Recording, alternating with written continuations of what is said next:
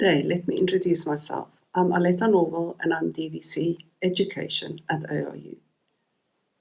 I'd like to start by thanking Kate and everyone who have worked very hard to organise our Sustainable Fashion Week for their determination and imagination in putting this event together.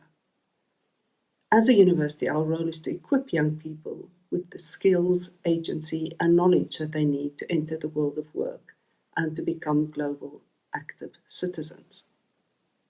Climate change, pandemics and inequality and the many other challenges we face mean that the future is indeed a rather uncertain place. But it's through events such as this that bring students together with diverse knowledge and experience of the world that we can begin to tackle some of these complex issues.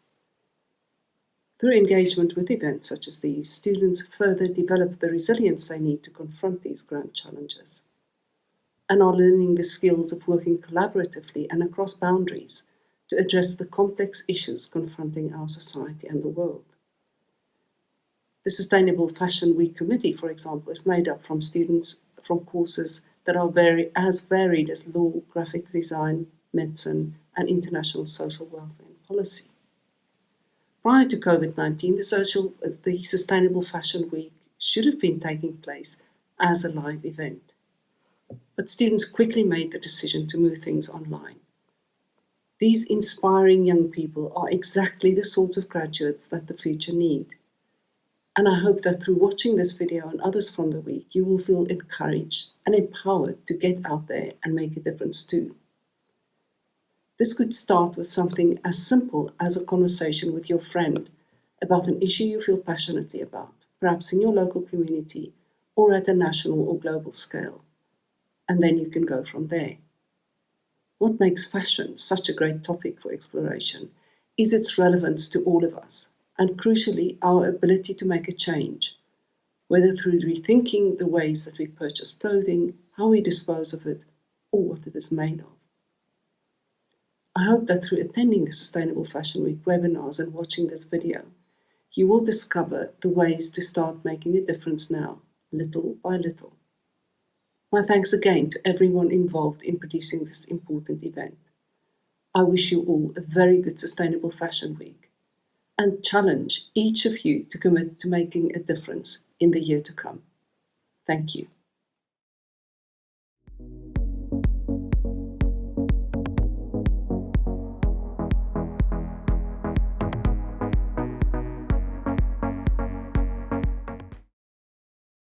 Fashion is costing the earth. As we record this, wildfires are ripping across the west of America, killing wildlife, destroying homes, and devastating the landscape. Unprecedented weather events, from extreme flooding to droughts, are occurring with increasing frequency. And it is those who have done the least to contribute who often suffer worst. Of course, the fashion industry is not solely responsible for the impacts of climate change and biodiversity loss, but it does play an important role.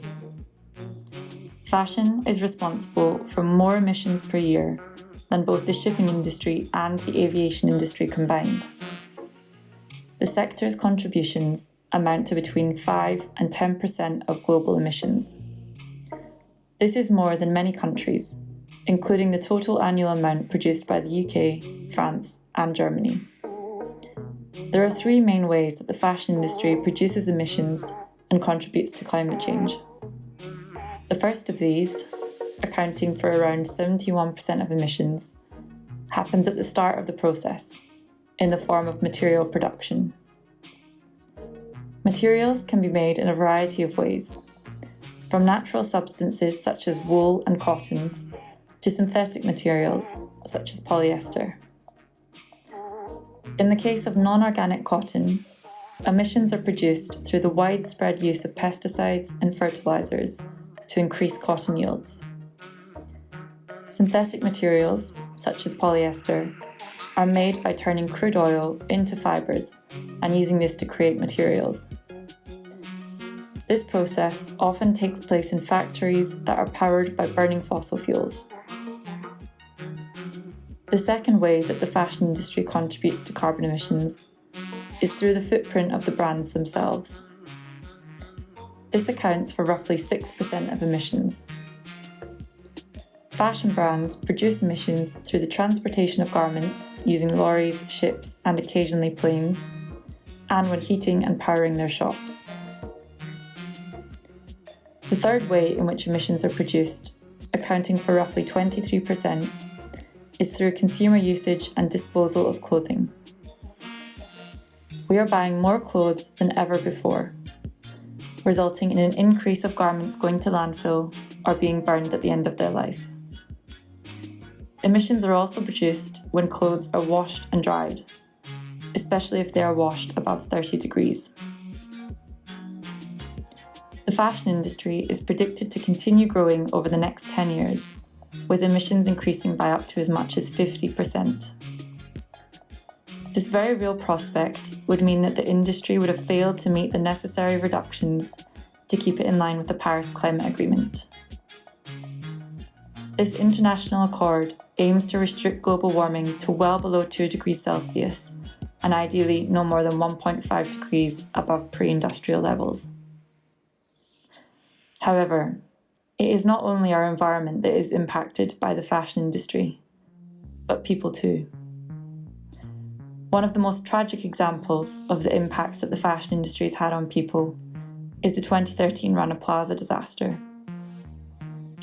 The collapse of the 8-storey clothing factory in Dhaka, Bangladesh, killed 1,134 people and injured a further 2,500. Almost 4 million people in Bangladesh work in the garment industry.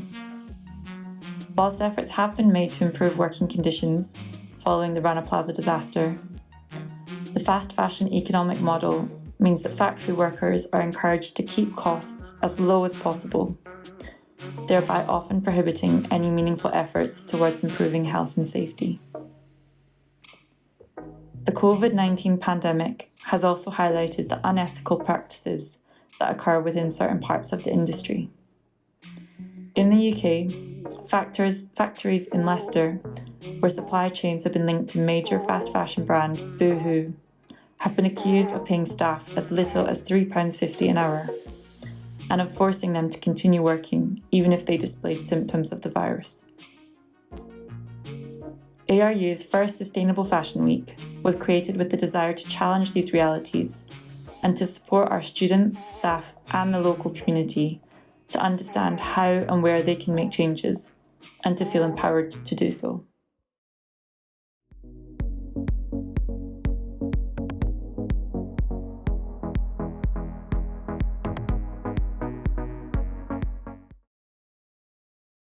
The week was organized and managed by a group of student volunteers from across ARU. It was designed to reflect the diversity of challenges facing the industry as it transitions from an unsustainable model to one that aligns with ecological limits and social justice. To kick things off, Dr. Helga Haney, a senior lecturer at Anglia Ruskin University Law School, explored the impact of transnational operations on vulnerable populations. An expert on human rights law and environmental law, she questioned whether it would ever be possible to establish an appropriate legal framework capable of sufficiently protecting human rights whilst also maintaining the economic benefits derived from a globalized world. Dr. Beatriz Acevedo, a senior lecturer at Anglia Ruskin University School of Economics, Finance and Law, with a particular expertise in education for sustainability, sustainable management and business development, encouraged her audience to explore their love for clothes while thinking about their garments' own stories and supply chain and how they can act responsibly.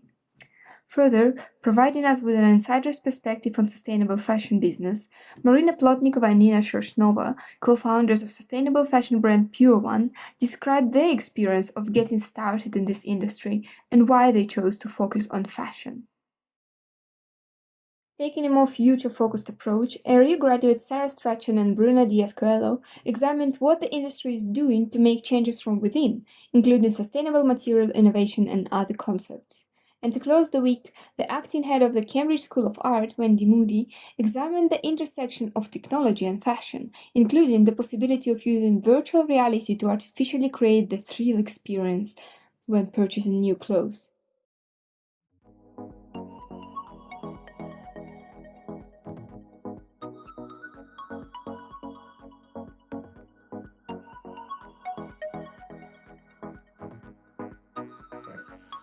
ARU's Sustainable Fashion Catwalk was due to take place at the end of March as an in-person event.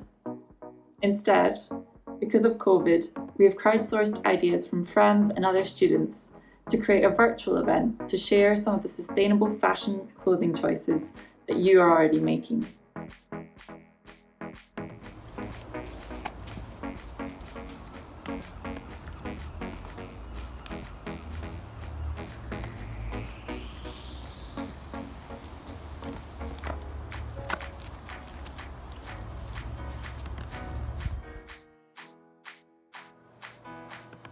Hi, so today I'm wearing these boots and this top which belong to my elder sister. This beautiful shawl that I got from a charity shop. These earrings that were given to me as a gift and handmade. And just some plain black jeans that I have prepared myself instead of buying some boots.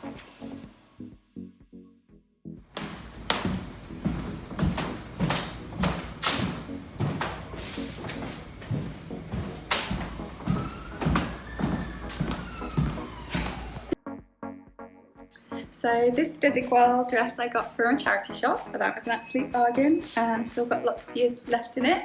And this bag is made from recycled fire hose. It's by Elvis and Cress and it's my absolute favourite. And my boots, good for all weather. They're from a vegan footwear brand.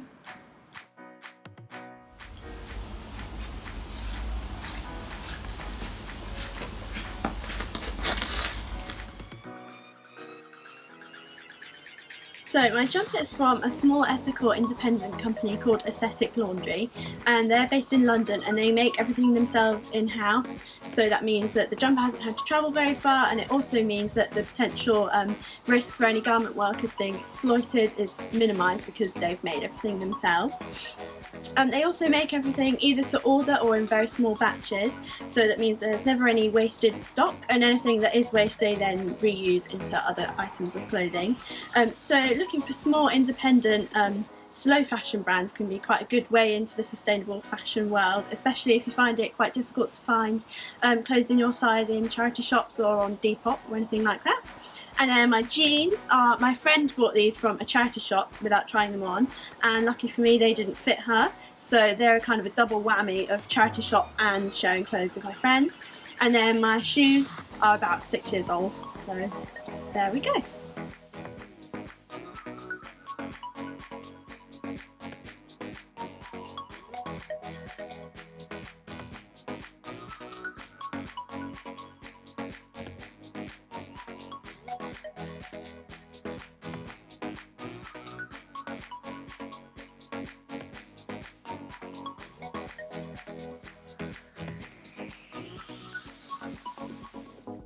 Hi everyone, I'm Fatima Lakhani, your Vice President of Arts, Humanities and Social Sciences at the Students' Union. Today, I'll be wearing a cotton dress that I've had since 2017. It is one of my favorite outfits because it's comfortable, keeps me cool, and has mirrors on it. I'll be pairing my dress with cotton tights, some heels, and a knitted scarf. I chose this outfit because despite having the dress and scarf for years now, they look as good as new, and that is because I've maintained both by handling them delicately, washing both by hand to avoid losing their vibrant colors, and immediately sewing any tears because a stitch in time saves 9. The outfit is sustainable because the dress and tights are made out of organic cotton. The mirrors on the dress have been reused. The scarf and heels may not seem sustainable because of the materials used to make them, but with proper care, I can use them both for years without having to buy any more of those.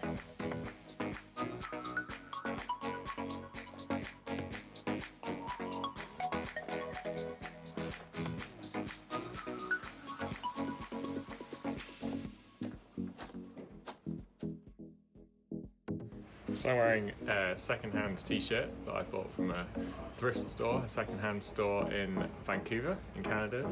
And I'm wearing a Patagonia shirt. Patagonia is an ethical clothing company that invests part of their profits in environmental projects and only uses sustainable materials.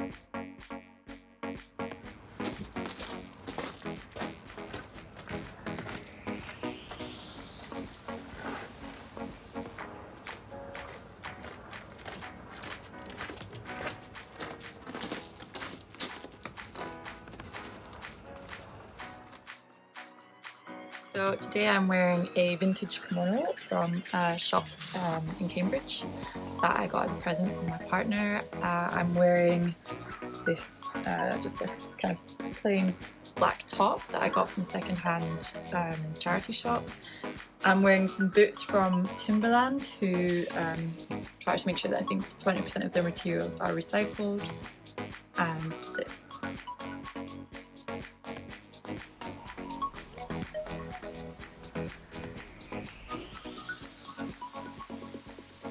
This dress that I'm wearing right now, I got it from a friend as a gift, and she bought it from a charity shop, which makes me very happy because I know that the profits made from this dress actually went to a good cause and not just disappeared in someone else's pocket. I'm also happy to know that I really like this dress and I'm not going to throw it away. I'm going to just send it to the landfill because this is a garment that I now feel connected to, and I feel that it reflects me as a person. It makes me happy to wear it. It looks really pretty, I hope. So I'm definitely going to keep wearing it for hopefully years to come.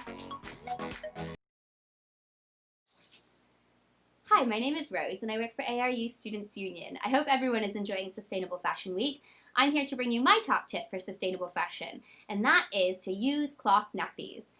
You might not think of cloth nappies as fashion, but I'll talk about why I think they are in just a moment. A lot of our students at ARU are parents. Of course, a lot of our staff might be parents, and many of you will become parents in the future. So it's nice to know what the alternatives are to disposable nappies. A disposable nappy actually takes over 500 years to biodegrade, and of course it might break down into the environment but not actually decompose because of the materials that are used. If you think about that as one nappy, and then consider that a single baby in the first year of its life uses over 2,500 disposable nappies, that's a lot of landfill and a lot of time that it takes to break down. On the other hand, if you use cloth nappies, you only need about 20 per size, depending on what type you use, and that would take you through pretty far into toilet training. We use a two-part system, and I'll show you what that looks like. So this is the nappy, part 1, and this is the wrap, part 2. Now, when you look at the nappy, it's actually not that different to a disposable nappy in the way it's shaped. It's still got the Velcro tabs to help keep it on, and the difference is that it's got this booster in the inside, and that helps to do some absorbency so that you don't have any leaks. It's also made of cotton, so you can wash it and reuse it. Now this part is a liner, and that helps keep it nice against the baby's bum. When you put the reusable nappy on, it's not that much different to the disposable nappy. So I've got a teddy here I can show you. Now, I appreciate this teddy is a lot more acquiescing than your usual baby or toddler, but you can see it really doesn't take that much time to just go ahead and wrap the nappy up around the teddy and get a good fit. Now that's not waterproof, so what you've got to do is use the second part of the system, which is the wrap, and this is waterproof, so you can just put it right up around the nappy and it will let you put clothes on the baby and not worry about any leaks. Now, how is this fashion? Well, I will tell you that parents go a little bit gaga over some of the prints you can get.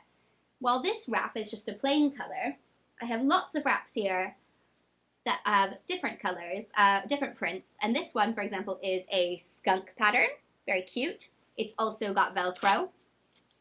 And then you can get ones that are made with poppers that are a little bit easier to put on too.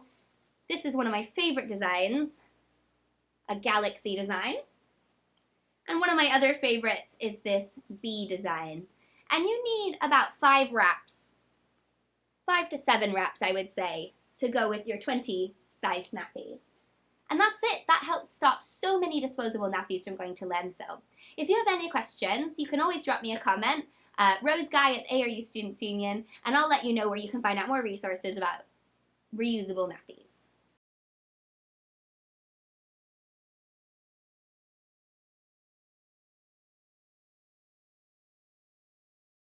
Hi friends, my name is Avinash Miriam and I'm president of ARU SU. My top tip for a sustainable fashion system is shop vintage or second hand rather than buy new.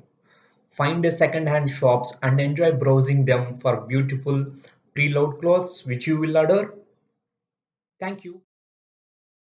Hi, my name is Victoria Tate and I'm the Education for Sustainability Coordinator at Anglia Ruskin. I've been supporting students to run this week of events. So my top tip for you is to write to companies and challenge them to examine their supply chains and to transition to renewable energies as quickly as possible in the factories that are supplying the garments that they sell. If garment production is responsible for 71% of emissions produced by the fashion industry, then we need to start putting immediate pressure on companies to ensure that they are actually keeping us in line with the Paris Climate Agreement. My name is Emily and I'm VP for Science and Engineering at ARU Students' Union. My top tip for a more sustainable fashion system is altering your existing clothing. Reuse the clothing you have to make something new out of it. Old t-shirts to new pillows. Maybe combine different clothing items into one. You can create yourself a whole new wardrobe with the clothes you already have. Even a small alteration can make a big difference and contributes to being more sustainable. So fashion is a very important industry for economy, for the world and for us. Fast fashion has its advantages for us as consumers because we are able to get those trendy new clothes that we like and that we see on celebrities, on magazines, for affordable prices and almost overnight. But by speeding up the process and reducing the production costs, environmental corners are cut. In this way, the system needs to be perfected so it can be both attainable for consumers but also ethical and practical for its workers and the environment. Fast fashion produces around 52 micro-seasons per year. This brings issues like producing 1.2 billion tons of CO2 per year, producing 20% of the global wastewater. 1 in 6 people working in this industry don't have any rights or protections. 80% are women, and child labor exists in places like Argentina, China, and Bangladesh. The first reality check that I got about the issues of fast fashion was when I heard about the clothing manufacturing complex collapsing in Bangladesh. This happened in 2013 and killed around 2,500 people. In this way, I chose to become more and more informed about this industry because I knew I wanted to pursue fashion but also help make it better. Some of the more sustainable choices I've made over the years include buying less. I try to buy only what I need and when I need. Thrift stores, buying from sustainable and ethical brands, and sharing or renting clothes. As a designer, I always try to include more ethical and sustainable practices in my designs. One of the ways that I do it is when I'm developing my projects in the research stage, I go to charity shops and I buy some clothes so I can drape on the stand and kickstart my imagination. In this way, I'm giving these clothes a second life and I'm also donating to a good cause. One of the ways that I want to try and include more sustainable practices in my designs, in my work, is actually using recycled and organic fabrics, using low-impact textiles, and have one day a very profitable brand so I can actually donate to the causes that I believe in.